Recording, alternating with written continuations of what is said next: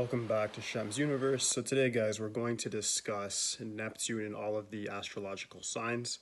So in the prior video, guys, I just defined how Neptune operates within astrology in general.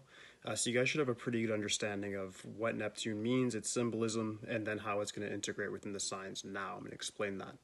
So when we have Neptune in any of the signs, just to give you guys a little bit of a recap, this is kind of where we need to have more faith and also where we need to watch out for being a little bit illusory in our perspective. Alright, so I'm going to explain that more as I go through this. So first off, if you have Neptune in Aries, what this means is that you are somebody who has a very strong self-image, or you're going to have a very weak self-image. And Aries is usually the governor of the first house, of course. So this is the first zodiac sign. These people are very cardinal. They have a lot of fire energy, and they have the ability to really be very confident. When you have Neptune here, your imagination runs wild when it comes to success. You view yourself as somebody who can become very, very rich, very successful, or you don't view yourself as being able to do anything. And what happens here, depending on your sun, moon, and ascendant, is you end up getting an illusory perspective on what your success level can be.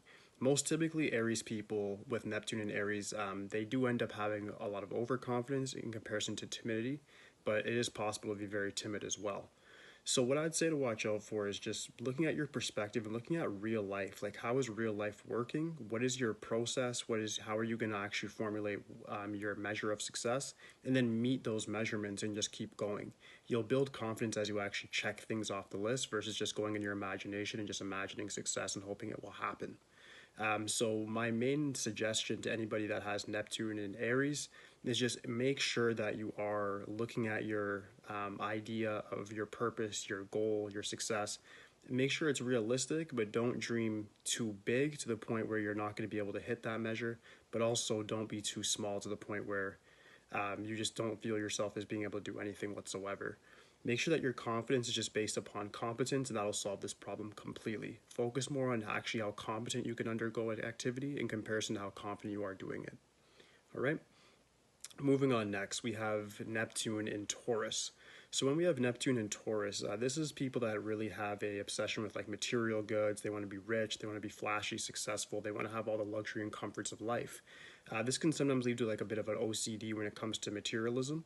What you need to watch out for here is just being a little bit, I would just say too much into materialism to the point where it blinds you and you don't actually have good relations with other people. Make sure that you do have a balanced life between home, family, friends, and then also your material possessions, and you should be just fine. The key here is balanced and taking on a very process-oriented sort of orientation towards your purpose. Also, don't be too rigid. Let your imagination, your creative side come through, but don't come off your process completely. What you want to do is make sure that you still have a process orientation, but you're still able to use your imagination to foresee a better future for yourself. All right. Next one, we have Neptune in Gemini. When we have Neptune in Gemini, these are people that are very, very obsessed with intellectualism. They pretty much will view themselves as more intellectual than other people. A lot of intellectual narcissists are here where they just view themselves as sort of having this godlike mind and everybody else is sort of below them. Understand that everybody has a different set of intelligence. There's a lot of different types of intelligence out there, and all of us are specialists in a certain given thing. So if you have a gift of gab or you're good at writing, speaking, arts, whatever, that's cool. But make sure that you do respect the mathematician, the people that are able to do things such as biology and maybe history, maybe geography. Those things are important as well. Emotional intelligence, all those things will come into play in different parts of life. So just make sure that you're not disregarding other people's intelligence, and make sure that you're able to actually formulate a mastermind group where you can actually have different sets of intelligence within your group so that you can get a greater goal accomplished. Having intellectual narcissism is not something that's actually going to give you much success. It's just going to warrant you a lot of haters in the future, pretty much. So just be very wary of that. Your mind does run quite wild when it comes to just being very, very logical, but to the point where you're not really being too focused. Neptune, like I said, is the master of illusion. So if you're somebody who has Neptune in Gemini, you may have this given goal, but it might switch from thing to thing to thing without actually focusing primarily on one given thing, a singularity of purpose, and getting it done. So make sure that you've practiced with follow through, and just like with Aries, make sure you focus more on competence than your confidence. All right? Moving on next, we have Neptune in Cancer. Neptune in Cancer entails somebody who is very, very imaginative. They're very much having a lot of lunar water sort of energy, and they're able to really have psychic, clairvoyant dreams. They're very much able to have great emotional intelligence, and they can use this emotional intelligence to manipulate people and situations to their agenda. A lot of the times their emotional volatility does get in the way of them actually meeting their prerogative. So just make sure that when you do have Neptune in Cancer that you're making sure that your emotions are kept under check and that you're staying on task by balancing logic with emotion. Moving on next, we have Neptune in Leo. This is a very strong one, guys. When we have Neptune in Leo, this is somebody who really, really has a lot of hope and vigor within their performance to do anything. So whether that be sales and marketing or doing something within athletics, they're very, very confident, and that confidence isn't necessarily unwarranted. So what this means is that, like I said with Aries, they'll just have big dreams. They'll hope to get a skyscraper and barely even build a house. When you have Neptune in Leo, these people will have a lot of confidence. They'll build that skyscraper, but they'll take the time because it's a fixed sign to be steadfast and stay on task. They really have a lot of staying power. Leo's one of the most powerful signs in astrology alongside Scorpio and Capricorn. So when you have Neptune here, it might give them a high imagination to create huge things, but they typically will get it done. Even if it doesn't seem rational to you at the present time, they can see a future, they have that sort of hawk's view, and they will in turn get that done. What to watch out for here is just looking down at people that may not have as big dreams as you, maybe doesn't have the same like level of confidence that you have. And what you want to do is, if you do have Neptune and Leo, is actually help other people get your confidence by showing them a vision, by trying to find out what their levels of intelligence are or what their vision may be, and then maybe just giving them a sort of guiding light to getting there. If you do have this there, like I said, a lot of it depends on what your sun, moon, and ascendant sign are and how Neptune's going to correspond. But if Neptune is within Leo, generally speaking, you're somebody whose imagination will guide you to a very, very good future. It's up to you to actually trust your mind, trust your heart, trust that passion and that intuition to get things done, and in turn, you actually will. All right? Next one we have is Neptune in Virgo.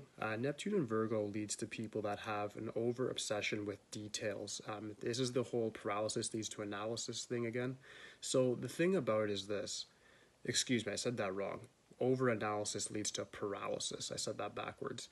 But what this means is you guys will focus so much on rudimentary tasks and just small given details, and you're not actually focusing on the big picture. And what you want to do is, you guys are very much able to get very rich and very quickly if you're able to understand that you're going to have different concepts in your mind, weigh them out, see what the best option is, and then just move forward right after that. A lot of people within this generation will be people that are very good for general labor jobs. They're good for administrative tasks, accounting, managerial positions, just because they're so into the detail and the structure of a given force, a business, or a company, and they're not really looking at the fact that they can actually be the crown of that said company, the crown of that entity. And that's the thing. The difference between Virgo and the Leo would be, the Leo would say, I'm going to get used to the details and then I'm going to actually take over. The Virgo will just dig their head in the hole and just keep working there their whole lives.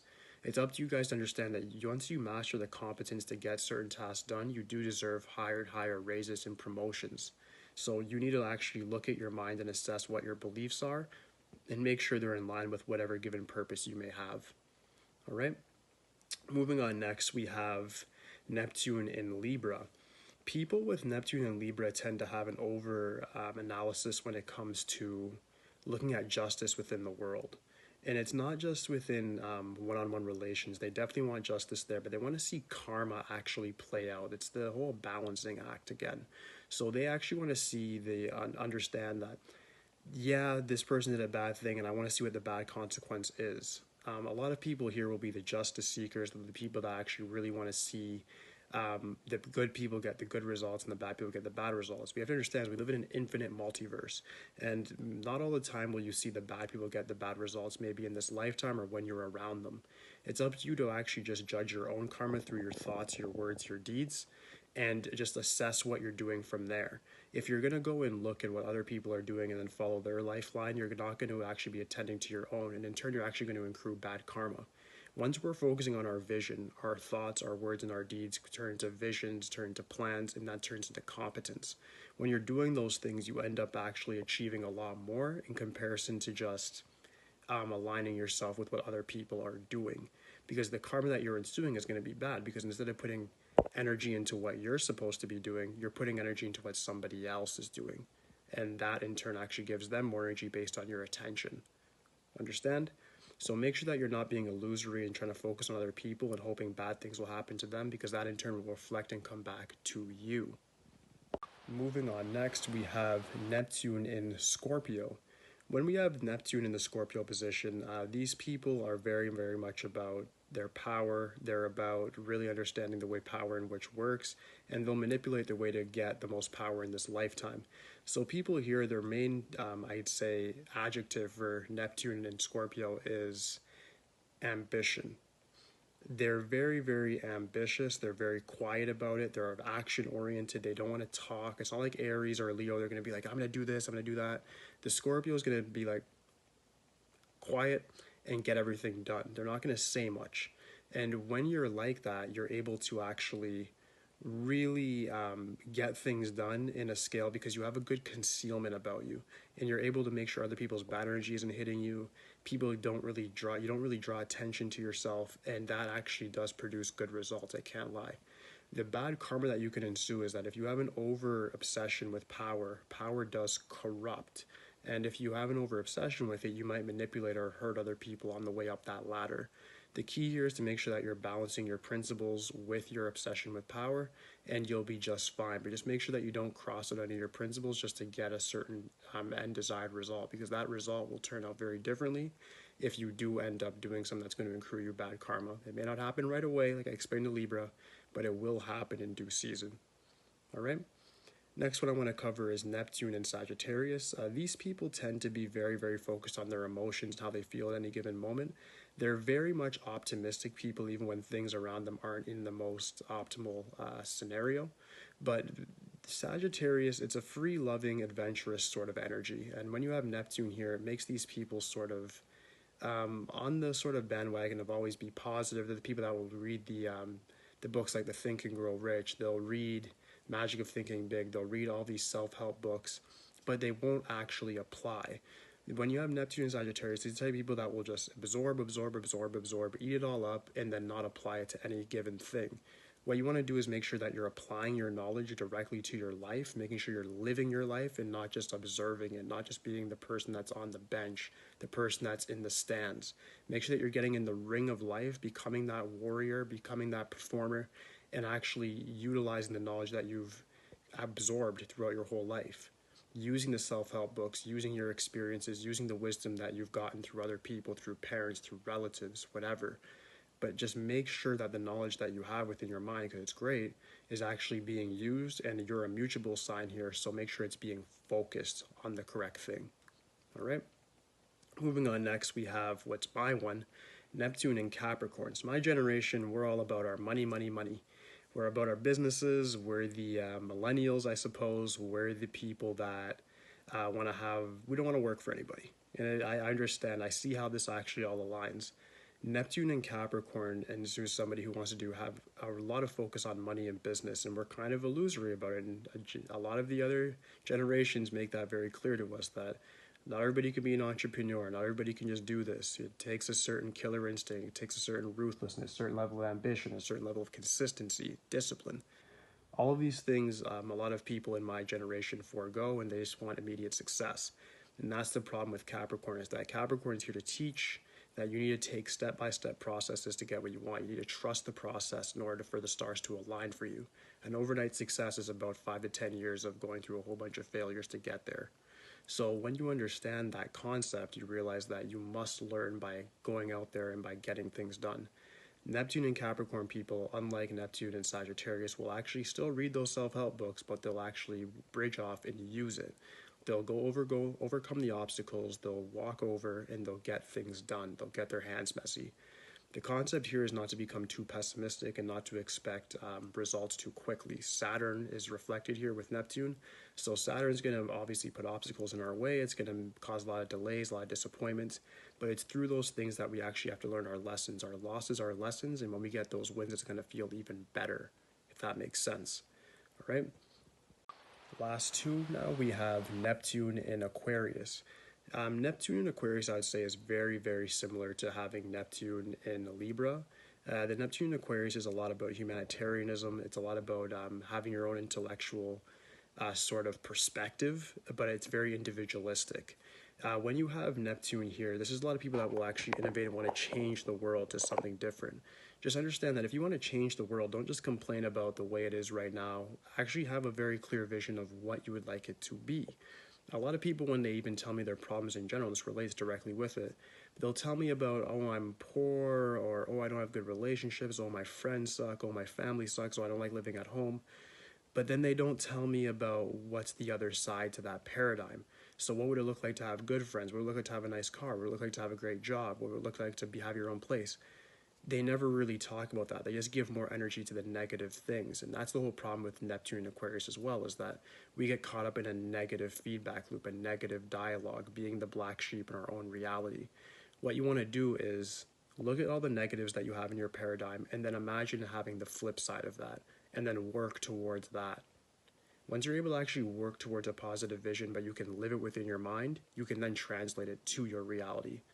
If you understand that one statement, you will master Neptune and Aquarius quite easily. Like I said, you want to master your core elements first, your sun, your moon, your ascendant, your Mars, your Saturn, your Mercury. These things will need to be mastered first before coming to like Pluto and planets like Neptune that we're discussing right now. If you're able to master the prior planets that I've just brought up, you probably would have already naturally overcame these obstacles anyways, because you had to actually have a certain level of self-awareness and certain levels of application to overcome those prior planets that I've just brought up. All right. Last but not least, we have Neptune in Pisces. Neptune in Pisces is a very interesting one. These are people that will really be forgiving. They're over empathetic. They're very much into their own beliefs, and they're very imaginative. This is where Neptune is home. So when you have Neptune in Pisces, these people are very much into living within their own fantasy land. So like, I don't mean that in a rude or insulting sort of way. These people can invent very great things by stuff that we can never even imagine, especially my generation being Neptune and Capricorn. We just want to have business, money, etc. Neptune and Pisces brings the whole idea of that sixth sense, the universal energy, and brings it down to our reality. But in order to translate that, you need a certain level of mindfulness and having a good perspective into what's happening. Meaning you can't just be in your imaginary world all the time. What I find is that on average, most people with Neptune and Pisces, they will just imagine a better sort of utopia of what the world should be, but never try to actually construct that world in reality, in the physical realm. The key is to actually bridge the higher realm of your sixth sense, your sixth chakra, your crown chakra, your third eye, using those elements, but then actually seeing something different within your mind's eye and then bringing it here, very similar to Aquarius. But you want to actually bring your spiritual perspectives here. If you have a certain belief system, see how it actually operates in the real world. See if it actually is factual or if you're just living within a fictional reality within your brain. Practice mindfulness, practice being grateful, practice interacting with other people, having great conversations and staying in the moment. When you're able to do these things, you're actually going to naturally attain more and more spirituality and more mastery over your life. Like I said, Neptune is the master of illusions, but it's also where we need to have faith. So I'm not saying to deny what these signs are offering. I'm saying to learn from them, but not have over obsessions with them, and also to not be just totally just lost within what they're saying. So like within the Pisces, there's an over obsession with spirituality when Neptune is there. You need to make sure that you're living your real life in the physical realm and making spirituality come to you as you progress through life. Don't become an over zealotry sort of person. Make sure that you're actually able to translate your beliefs into reality and make sure that they're not something that you've just taken from parents or relatives. Understand that you need to come up with your own beliefs based on your experiences through your life. Even if that disagrees with a lot of your peers or your family, that's what needs to happen. All right? So that does conclude Neptune and all 12 of the zodiac signs. If you guys do have any questions whatsoever, just please leave it in the comments for me. Aside from that, guys, please like, subscribe. All of me, it's it for today, guys. Peace.